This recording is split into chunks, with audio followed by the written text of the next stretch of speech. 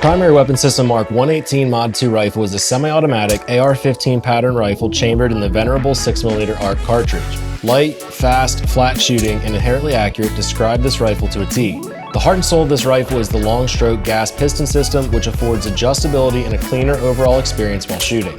3 gas position settings allow users to fine-tune for various conditions, ammo, and suppressor types. The barrel is 18 inches with a twist rate of 1 and 7.5 inches, allowing for full utilization of all loads available for 6mm ARC.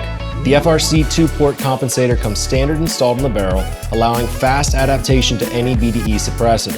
Further enhancements can be seen in the receiver where fully ambidextrous controls are present. The Mark 118 Mod 2 is void of a forward assist, but carries over all the other functions of a standard AR-15 platform.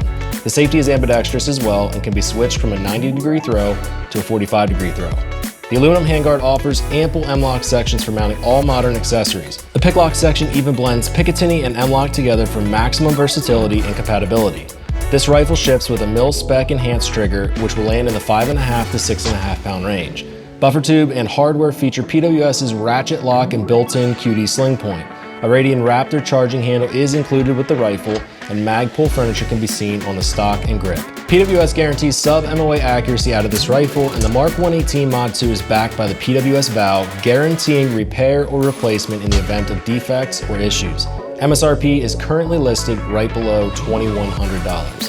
From first glance, it's obvious. This is not your standard AR-15. This is something much, much more refined.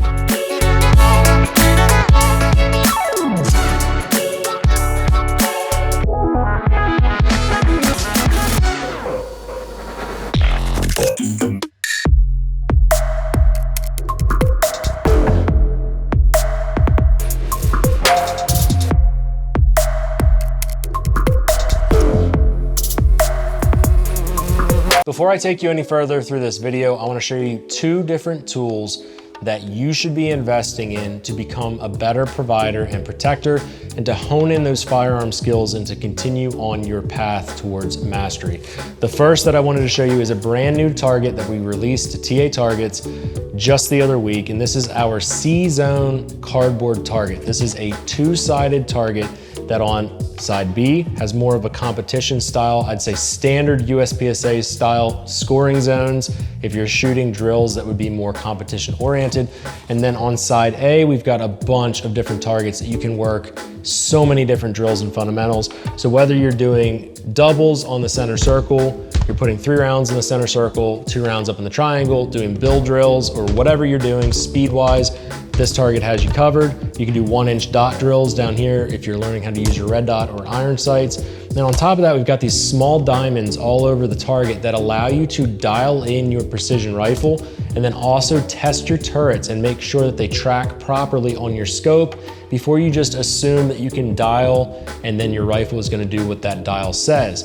This is now available on the TA Targets website. They are very, very inexpensive. We have packs that are in various quantities, so please check out all of the options there. These are much less expensive than USPSA targets, and frankly, this is gonna provide you more value than a USPSA target. So if you want an inexpensive way to be held accountable, but also have drills that can push your skill set, this is what you should look into. And while you're on the TA Target site, I'm going to implore you, get a packed shot timer. We have these in stock. We have them on our website. Are they an investment? Yes, they are. But I promise you, if you get this shot timer and then you watch our video called How to Use a Shot Timer, I'm gonna walk you through how to use this properly, the way that you can use this to grow your skills, and just how powerful of a tool a shot timer is. You can get both of these products on our website, tatargets.com. It is an investment into yourself to become the capable provider and protector that I believe that you can be. I start every video off with the disclosures where I will tell you guys if I'm working with a company, if I have any partnerships, or if there's any paid placements of products inside of my videos. I think it's critically important that creators are open and honest with the viewer, with you, because if somebody sends us gear or pays us for a placement, it could inherently cause some bias I pride myself in being unbiased, and I have done bad reviews in the past, even though people have sent or paid for gear placements. However, I still think it is important for me to be honest and transparent and let you know who I am or who I am not working with. So starting off right away, just to get it out of the way, PWS did send this rifle to me for free. I did not pay for it. Same thing with the BDE 7.62 can. And Vortex also sent the Strike Eagle 3-18 scope to me, but that was sent to me, I think, about a year and a half ago. So those components were sent to me free of charge. However, I have no contracts with any company, with Vortex or PWS, and they did not pay me a penny for this review. So it is fully my opinion, my experience. Nobody bought my words that I'm gonna be speaking. When it comes to the other components on the rifle, everything else on this rifle was purchased by me personally, except for the grip stop from Parker Mountain Machine that was sent to me as well as a gift. Again, no contracts or any kind of thing going on there. I think it's important to disclose that, but let's dive into my first experience now with the PWS 6mm ARC. So the first day that I shot this rifle, I fell in love with it. That first range day was really at our home base range where we were just filming for another video, and I really didn't do much extensive shooting with this rifle. However, I did put rounds on paper. I was able to shoot some steel targets and get a good feel for the rifle, how it recoils, how it felt, the trigger, all of the controls and things like that. And at that point, I had done nothing else except just run the gun. Zero it, put some rounds down range. I didn't mess with the trigger, didn't do anything with the safety. And I saw right away that the gun was not as accurate as I was expecting. Now, one caveat with that is the accuracy did develop over time, and I will talk to you about that because at this point, it is a jagged hole 9-round group, 10-round, 12-round group at 100 yards, it makes a jagged hole. So don't get stressed out when you hear me say that the first range day, I was not as happy with the accuracy as I thought that this gun was capable of providing. Over time, it did actually break in after about 200 rounds. I had solid groups, and to this date, even right now, if I go out to the range at 100 yards and stack rounds, it will be a jagged hole at that distance. What I noticed right away with this particular rifle setup, 6mm ARC is obviously bigger than 223, so it does have more recoil than 223, but I was pleasantly surprised by the recoil impulse of this rifle. I've shot other PWS 223 builds in the past, and it does have a little bit different of a recoil feel than a standard DI gun, but that long stroke piston setup really dials this whole system in, and the ability to adjust it to fine tune for the suppressor even made it that much better. So as we got past that first range day, then I took it to a Haley Strategic D5 precision rifle course. And it was at that D5 precision rifle course where not only did I stretch this thing's legs over 1,100 yards, I also got to put about 500 rounds through the rifle in the span of about 2 or 3 days. So that's really where I started to experience what the capabilities of this rifle actually are. So I consider that first range day kind of plinking. I just went out and got a feel for the rifle, made sure it functioned properly, made sure my magazines and everything else worked the way that they should. It was at the D5 precision rifle class where I was able to say, okay, cool. You've got a couple rounds through this rifle. Now, Jared, what do you actually see from this?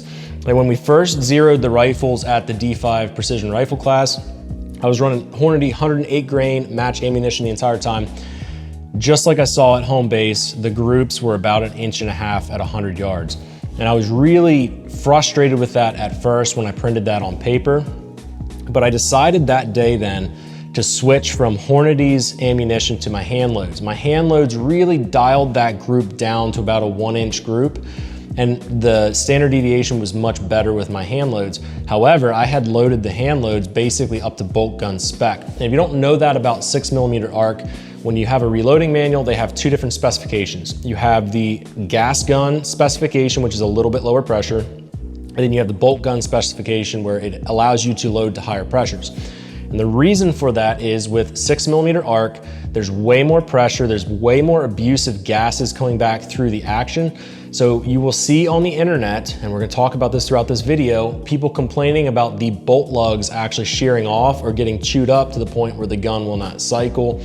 Maybe if it's not the bolt lugs, maybe it's the barrel extension that goes into the receiver, but people complain about that happening.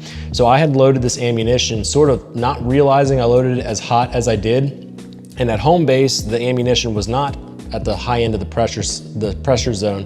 When I got down to South Carolina, it definitely was at the high end of the pressure zone, and my primers were pretty flat after every single round. But I put about 250 rounds of those hand loads through this gun.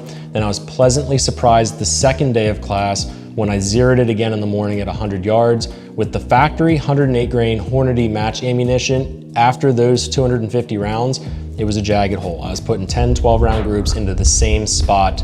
It was dialed the frick in, which led us up to the rest of the class and the capability of this particular rifle. So before I dive into the pros and the cons of this rifle, I do want to go over all of the parts on the rifle, because I know at the end of this video, there's a lot of you guys that are watching and saying, you know, I've been considering maybe the Mark 118, the 6 ARC for some time, and you're trying to decide if you should buy it, or maybe if you're not looking at the PWS, you're considering 6 ARC, so you're deciding, would a build like this make sense for you? So let's go over those parts. So at the front end here, we've got the BDE 762 can. This is also, I received this from Primary Weapons. This is a 3D printed titanium can, at least for the first portion of it. Then they have machined aluminum extensions. You can run it in short configurations or the long configuration. I opted to run it in the long configuration this entire time. As I said, everything on the rifle is stock, so it is PWS's long stroke gas piston system. It's their 18-inch barrel. I thought about for a little bit getting their shorter version of this, but I'm really glad I went with the 18-inch to get the extra velocity. One thing I want you to keep in mind is barrel length does not necessarily mean one is going to be more accurate than the other. You can have short barrels that are inherently very accurate. The only problem is you lose velocity on the shorter barrels, and velocity is what helps you as you're shooting out over those long distances, along with the ballistics and the capabilities of the rounds that you're shooting. But one of the instructors, and my good friend Jared Seagraves, was running, I believe, a 12.5-inch 6 ARC.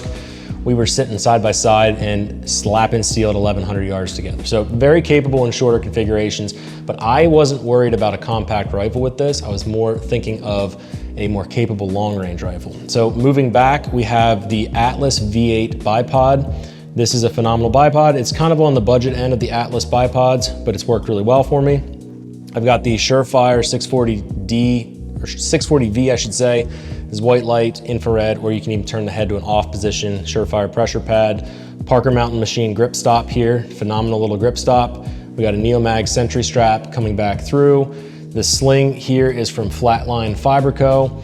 As I said, the Vortex 3-18 first focal plane scope, and I put that in a ScalarWorks mount, which ScalarWorks mounts are amazing. That's one of my favorite, if not my current favorite mounts on the market.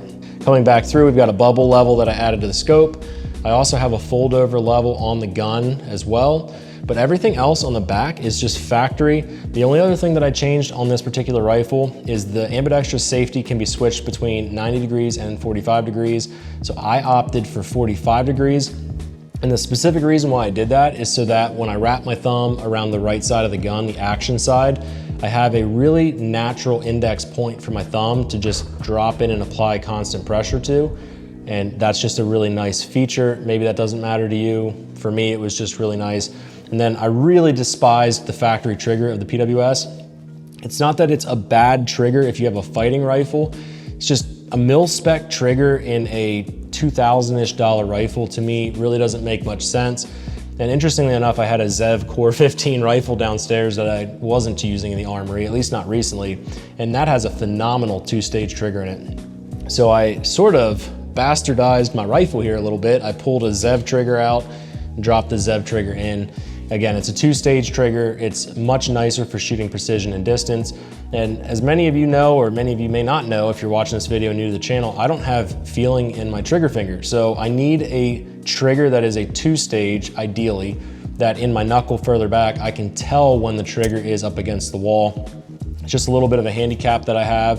So when we're shooting really stiff, or I would say triggers that have no wall, it's more difficult for me to feel that wall because I have no feeling in my trigger finger.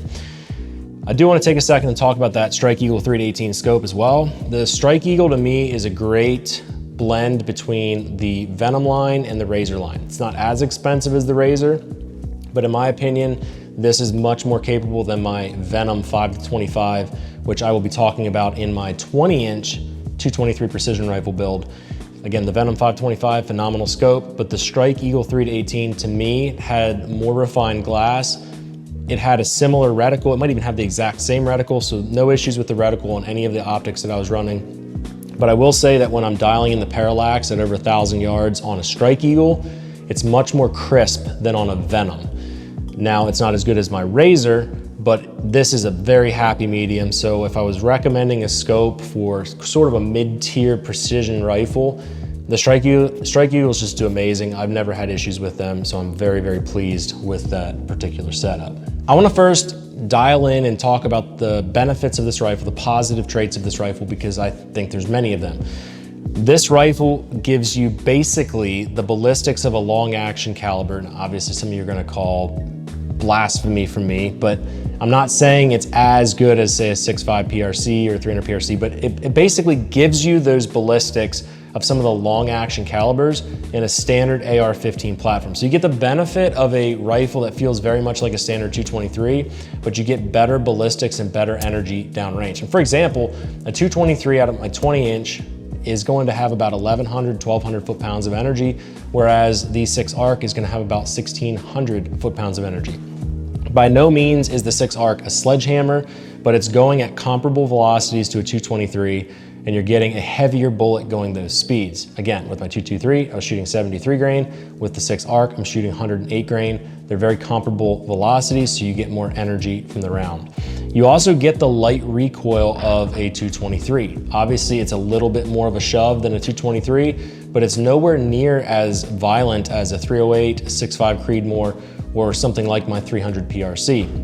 And that's important as we start to go through shooting and learning how to shoot precision rifles, because when you get behind a gun and you're trying to learn the fundamentals, you're learning how to calculate, how to hold, how to dial, the math, how to gather the data, basically true your gun.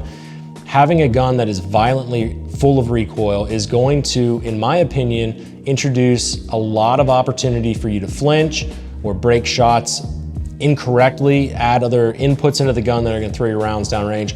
There's just something beautiful about getting behind a rifle like this and knowing you're not gonna get punished every single time you squeeze the trigger. You're going to have a very pleasant shooting rifle. On top of that, you get the lightweight of a standard 223. Now, obviously, when you fill your chest rig up full of magazines with 6 ARC, it is going to be heavier than magazines full of 223, but the gun itself is laid out in a very familiar, very standardized way, and you're getting all of that potency of a 6 ARC in a platform that is so familiar to you. On top of that, there's a ton of versatility in this platform and this rifle. 18 inches to me is on the longer end of the spectrum for an AR-15, but it's not too long that you find that you can't walk up a stairwell or you can't get in and out of your vehicle. It's obviously longer than what you would see tactical dudes doing CQB kind of stuff, but I'm not a tactical dude and I'm not doing CQB. I want a rifle that's capable and very well-rounded. When we look at this rifle, whether you're hunting or you're just simply precision shooting, whether that's varmints or deer, you could use a 6mm ARC to do the job. On top of that, with 6mm ARC, you have adequate magazine capacity. Obviously, it's going to be less in most cases than a standard AR-15, but these magazines from Durmag ran flawlessly, and I think I can fit 14 or 15 rounds in the magazine, which is perfect. You have a magazine that's not too long, you can lay prone, you can get up on obstacles and different barricades, and the gun runs really well, and it's not too heavy with that capacity. This entire rifle is extremely refined. It's sexy as heck, but that matters very little if the gun doesn't run. The good news about this particular rifle is it looks freaking good and it runs amazing. I had 0 malfunctions from this rifle, and the only instance of a malfunction was user introduced when I accidentally grabbed 223 magazines and I threw them in this gun, and I couldn't figure out why the bolt was out of battery. And I definitely figured out why it was happening, but that was my own issue. Aside from that, the gun ran 100% flawless. I had no issues whatsoever. And PWS is very unique in the fact that they come standard with ambidextrous controls, but they're not corny. And what I mean by that is there's been so many rifle manufacturers that have come out and tried to be ambidextrous, but then the controls just don't work right, or they're not intuitive. PWS figured out how to machine and design their lower receiver and their upper in a way that those controls just make sense. Where your fingers rest, you have a control there to operate the gun, whether that's locking the bolt back, you can do that from either side, or dropping the magazine, you can do that from either side. Everything is very intuitive, it just makes so much sense. And that's props to PWS for not only making a rifle that's extremely well-rounded, but one that is elegant and all of the components on it just make sense. And then on top of that, you have the tunability of that long stroke piston setup. You've got 3 positions that you can play around with. And because of that, you can fine tune your rifle for the ammunition type, the suppressor, and the conditions that you're shooting within. And I think rounding out the positives, what I was able to do is create this cohesive system that gave me the reliability, the practical shooting capability, and the ability to shoot out beyond 1,100 yards. And every component that I put on this rifle complements the core, the foundation, which is the rifle itself. Although there's many pros of this rifle, there are going to be some drawbacks that I think might hold some people away from this rifle. But the good news is, in the case of the PWS Mark 118 Mod 2, those cons are very few and far between. Now I'm gonna talk a little bit about 6-ARC because I think most of the cons that people are gonna point out are inherent to the cartridge itself, and they're issues that people have seen and talked about on the interwebs. I personally have never seen them, but they do exist in certain rifles, and I would argue that the issues that people have with the 6-ARC cartridge in general are likely due to the actual rifle itself and the components within the rifle not being as high spec, but it's something to keep in mind, and it's something that some people have experienced. Namely, the biggest thing that I've seen people complain about when we've done content over on TA Targets on the 6-ARC is the bolt lugs breaking. Now, many people have pictures on the internet. People have examples of where this has happened. Again, I don't know exactly which rifles they were happening to, but I have no signs of wear and tear in about 600 rounds through this PWS. And the way I checked that is I pulled the bolt carrier group out. I looked at the bolt on the back side on the lugs because that's where I've seen the most input from people saying, hey, we've had failures and we've seen things happen. The other thing that people complain about are the magazines with the 6-ARC. Now, most of those people I think were running more of an extended magazine. I'm running the Duramag 6.5 Grendel mags, and I had 0 issues with feeding at all whatsoever. I think I have 12 magazines that I was running the entire class. Not one of them had an issue with feeding the gun. Not one of them had any ammunition hanging up. I didn't have any overall length issues with the rounds themselves or even my hand loads. The magazines ran completely perfectly. So those are the 2 issues that I've seen people talk about inherent to the cartridge itself. The one thing that people are gonna say is negative about this particular rifle is obviously gonna be the cost. It is a premium rifle, so it costs more than your standard budget AR-15. So if price is a big problem for you and you don't see the value in a premium rifle, you might look at that as a con when we're talking about this particular setup. Another con would be the cost of the ammunition compared to some other options. Although when you get into match ammunition with 223 or 6-ARC, they're really about the same. You're only a little bit more for 6-ARC, but if budget is your #1 goal, 223 and a heavier grain bullet may be better for you as well. The other thing that people are gonna talk about is whether they like a long stroke gas piston or a DI. There's certain people that just say they want the simplicity of a DI gun, but I will say this, in all the manufacturers that make piston guns, PWS seems to have their system just dialed in. Even 5 or 6 years ago when we were running 223 PWS rifles, they always ran perfectly. So I've never had an issue with the gas system on a PWS. Some people may have, I don't know, I've never heard of that. All I hear on the internet is that PWS is sort of like this hidden gem in the world of rifles and that they should be known by more people and run by more people, but many people don't really realize the benefits of that piston system. Personally, the only downside that I see on this rifle that I'm kind of being nitpicky on, if I'm being honest, is the fact that the piston only has 3 positions. I've kind of become spoiled by the superlative piston kits that I've thrown on my other AR-15s because those have so many different adjustments. They have bleed off settings. Basically what that allows you to do if you have more than 3 settings is you can truly dial in your gun for the situation. Now, I will say 3 positions is fairly standard on a rifle, but it would be nice if they had 5 or 6 positions where you could change the gas setting to accommodate a different wide array of suppressors. But again, I'm nitpicking because that wasn't an issue for me. That was nothing that I saw as a problem, but it would be nice. It's always nice to have the option as the gun gets dirtier, as you swap cans back and forth, maybe you change the length of the can or ammunition. The gas pressures and the way it operates is going to change slightly, but this had a very consistent ejection pattern and it had no malfunctions, which tells me that the setting I chose and the rifle itself was perfectly dialed in. Let's talk about who should consider this rifle. I don't know if you're watching this video, you're probably on the fence thinking you kind of want to get into a PWS or maybe a 6-ARC rifle in general. I think really if you are on the fence, you've already decided 6 ARC is your caliber, and you've already established that you want a premium rifle, taking the plunge into a PWS rifle makes a lot of sense to me.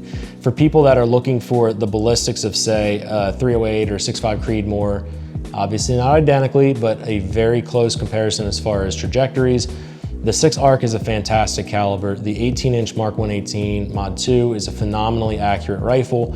I would just say be patient when you first get the rifle, break it in properly, put a lot of rounds through it, get used to the gun, and you'll see those groups tighten up. And if budget is not your primary concern and you want premium, then this is a premium option. Is it the only option? Absolutely not. There's other good rifles out there, but in my experience, this rifle has proven not only capable, but extremely reliable. So if that checks your boxes and you say, I want a premium rifle in 6 ARC that's a piston setup, and it has the ability to be adjusted, it's inherently accurate, and it can reach out and touch over 1,000 yards, I think this is a good option.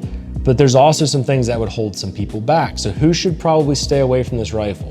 If you are an AR-15 purist, you want a forward assist, you like a DI gun just because there's less moving parts, this might not be the rifle for you.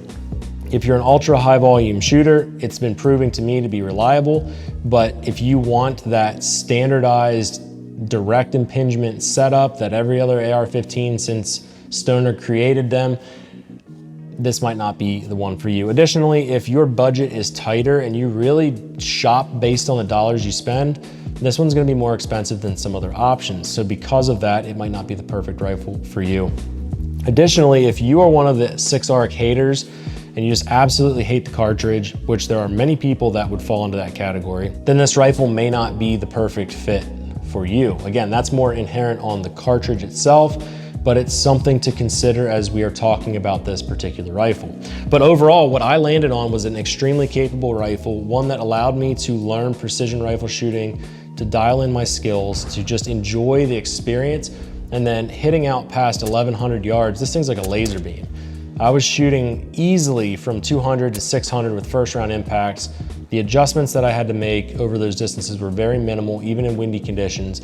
So it proved to be an extremely capable rifle. And I feel like I walked away with a very well-rounded package, one that's not unrealistic for the normal person to obtain, but it is a big investment.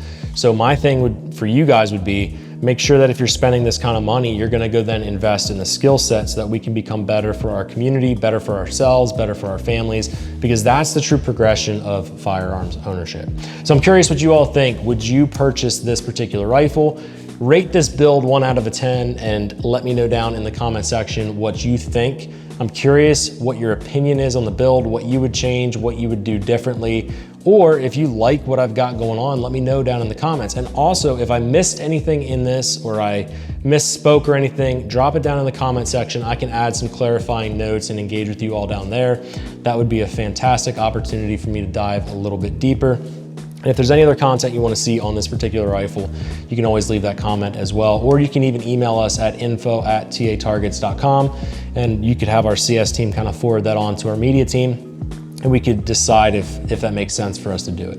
So what I'm gonna ask you guys to do again is remember those C-Zone cardboard targets are live. So if you want a phenomenal training tool, one that can help you dial in your skill set and offer an extremely versatile paper target, check those out on the TA Targets website. They are live right now.